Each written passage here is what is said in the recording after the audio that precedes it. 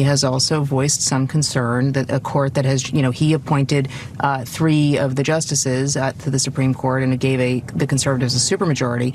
He is concerned that they are going to look as if they're trying not to rule in his favor and might rule against him. What do you say about that, Alina? Yeah, that's a concern that he's voiced to me.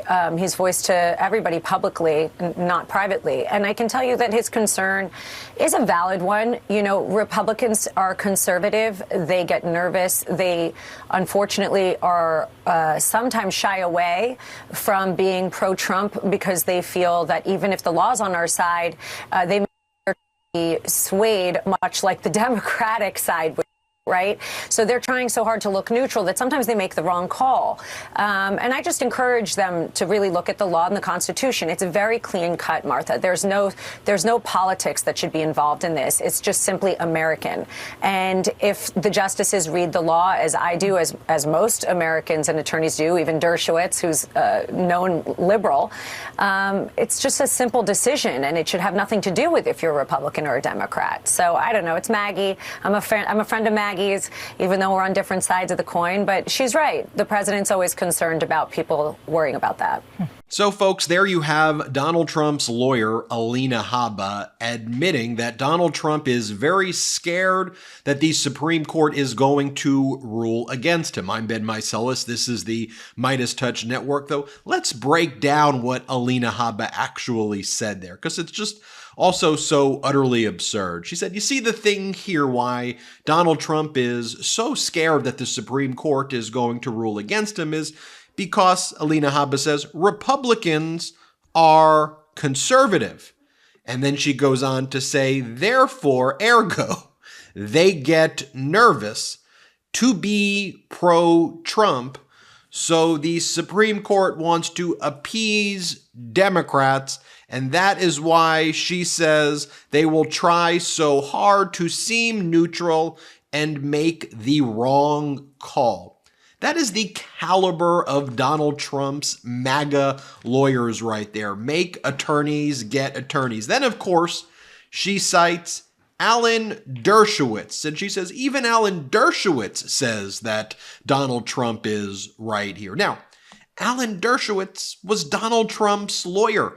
Maybe you should say that. And I don't think any lawyer has had a fall from grace quite like Alan Dershowitz, other than maybe Rudy Giuliani. And so, especially right now as certain lists are being revealed where Donald Trump's name appears on them and also Dershowitz's name has appeared on them, I don't know, maybe citing Alan Dershowitz at this specific moment, not the best thing to do.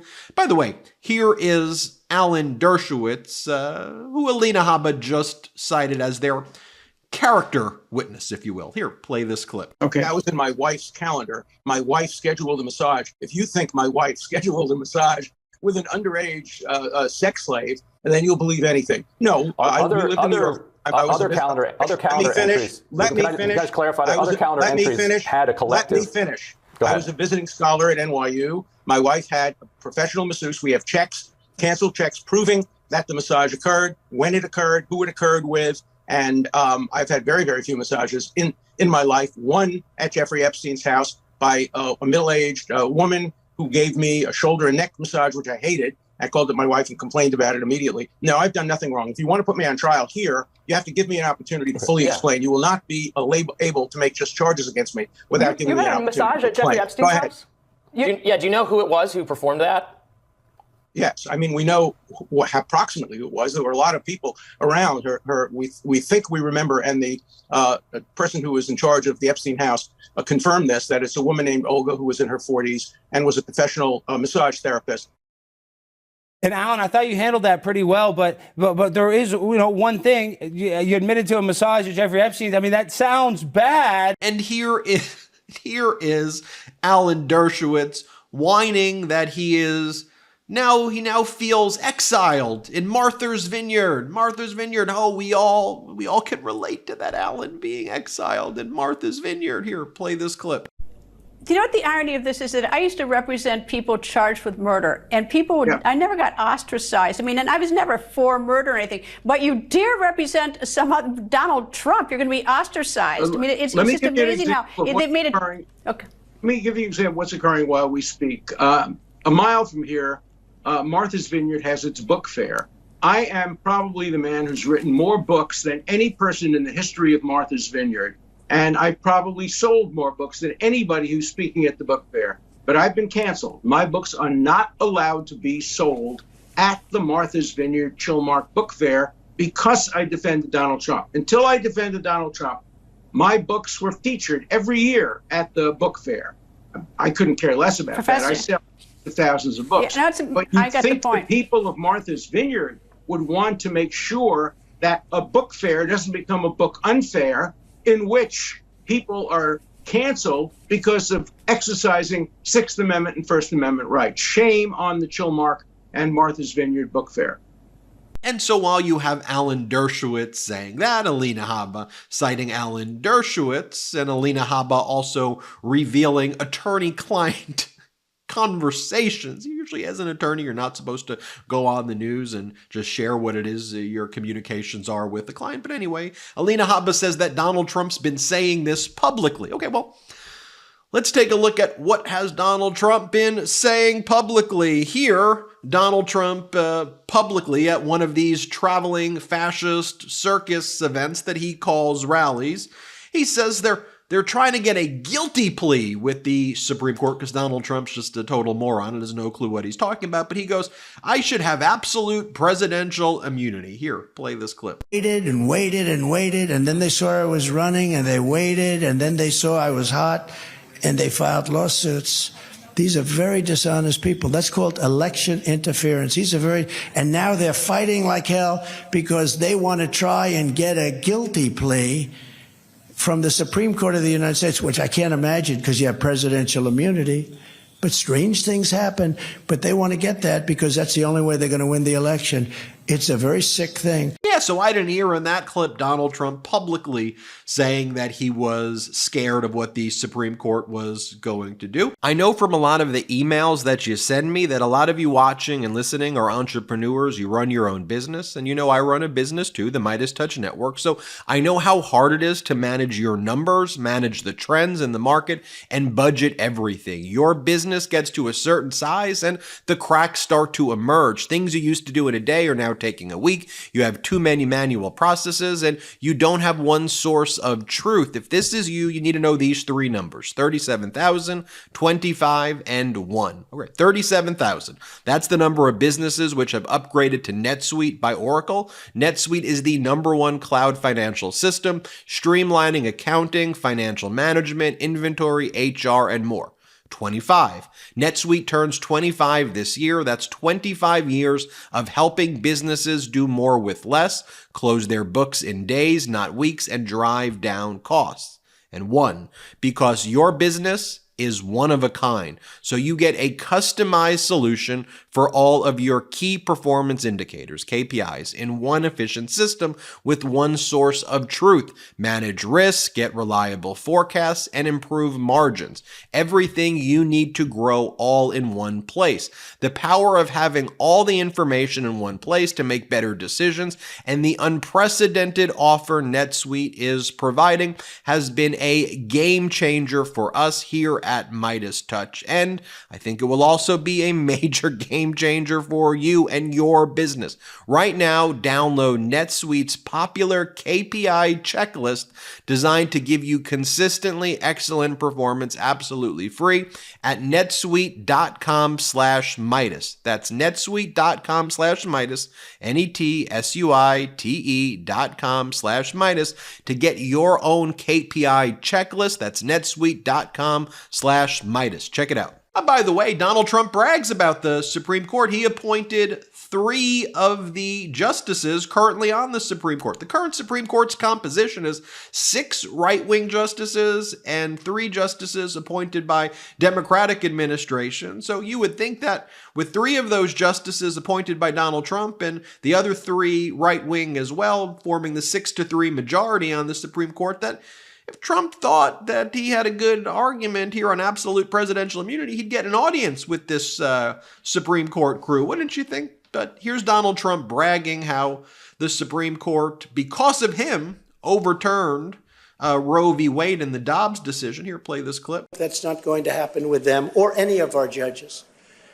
Exactly 1 year ago today, those justices were the pivotal votes in the Supreme Court's landmark decision ending the constitutional atrocity known as Roe v. Wade. But I got it done, and nobody thought it was even a possibility. They've been fighting. Good people, strong people, smart people have been fighting for 50 years, and it never even came close to getting done. I don't believe they've ever even taken a vote. I mean, never even came close. It was something that wasn't going to happen. I got it done. I get a kick out of these candidates and even the other side. Well, I don't know. I think I'm more pro-life. I'm this. And somebody stood up, a woman stood up and said, this guy ended Roe v. Wade. How the hell can you go against him? And I sort of said that myself, actually. But I'm proud to be the most pro-life president in American history. And I know that Alina Habba's now saying, oh, Donald Trump is really scared of what the Supreme Court's going to do because they're Republican, therefore they're conservative, therefore they get nervous. That's the level of legal analysis by Donald Trump's lawyer, Alina Habba there. But I remember about, 2 weeks ago, was it? Alina Habba went on Fox and she said she wanted the Supreme Court to intervene. She said that she and Donald Trump wanted the Supreme Court to get involved immediately. Remember that? Here, play this clip. And I believe someone had called on the Supreme Court to do this exact thing. We need the Supreme Court to step in and stop this. This has become complete mayhem. And if they don't start looking at these decisions and as the highest court in this country, as the arbiter of law, the ultimate arbiter of the Constitution, the people that are supposed to enforce our bedrock, if they don't start doing it, which thank goodness they are, we, have some law and order hopefully soon. Well, but then again, when actual filings have to happen in court, and special counsel Jack Smith said, okay, then let's have the Supreme Court hear it right now before the appeal on the issue of absolute presidential immunity goes through the normal steps of district court, D.C. Circuit Court of Appeals, then Supreme Court. Let's just go right to the Supreme Court. Alina Habba, you asked for it. What did Alina Habba and Donald Trump's legal team do? They argued to the Supreme Court, please don't hear our argument on absolute presidential immunity, even though we think it's a home run argument and you're going to vindicate us. Please just hold off in doing it. We want to go through the D.C. Circuit Court of Appeals. Why? Because they know they are going to lose and their only strategy is delay, delay, delay. Now here's the other genius on the Trump's legal crew. I guess if she was coming here from a foreign country, she may qualify like Melania did for the Einstein genius visa. By the way, have you seen the Melania video we did here on the MeidasTouch Network? This is Donald Trump's other Einstein lawyer, Christina Bobb, giving you her legal analysis. Take a listen to this. The presidential immunity, I think that they should rule in favor of Donald Trump. Presidential immunity has been in play for the vast majority of our history. It's well established. If the acts alleged in this indictment are in the furtherance of his office, in accordance with his political office, he's immune from prosecution. Clearly, as the president of the United States, he believes that there was fraud in the election, and he had a constitutional obligation to try to secure the election and figure out what was going on. So this is a very clear case.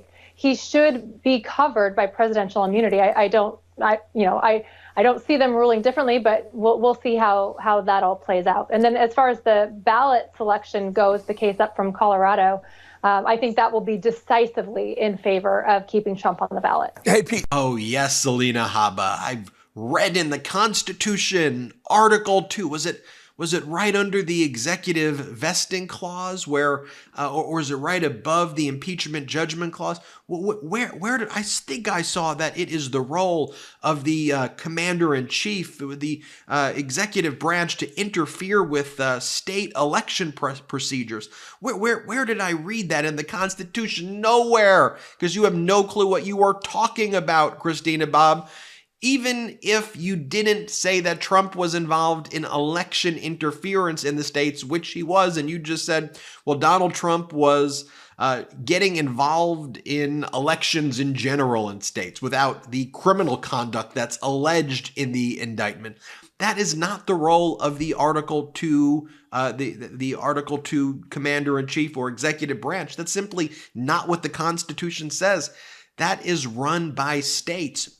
Going back to Alina Habba, where she goes, Republicans are conservative, therefore they get nervous. Actually, if you wanted to look at what it's supposed to mean, Republicans are conservative, therefore they are supposed to apparently be for strict textualism and states' rights and an originalist interpretation of the Constitution. That's what they've been telling us and gaslighting about. But I guess what it really is that it is Republicans get nervous, that is the issue right here. So there you have it. Christina Bobb, Alina Habba. I don't know what else to say. It's some of the strangest lawyering I've ever seen as a lawyer. It's a disgrace to our profession, but there you have it. Donald Trump scared of the United States Supreme Court because apparently the Supreme Court gets nervous, and that's what makes them Republicans. I'm Ben Meiselas. This is the MeidasTouch Network. Hit subscribe. We're on our way to 2 million subscribers. Thanks to your support. Check us out at patreon.com/MeidasTouch. Have a great one. Thanks so much for watching. We're only a few subscribers short of 2 million subs. Please subscribe right now to the MeidasTouch YouTube channel for free and help us grow this unapologetically pro-democracy network.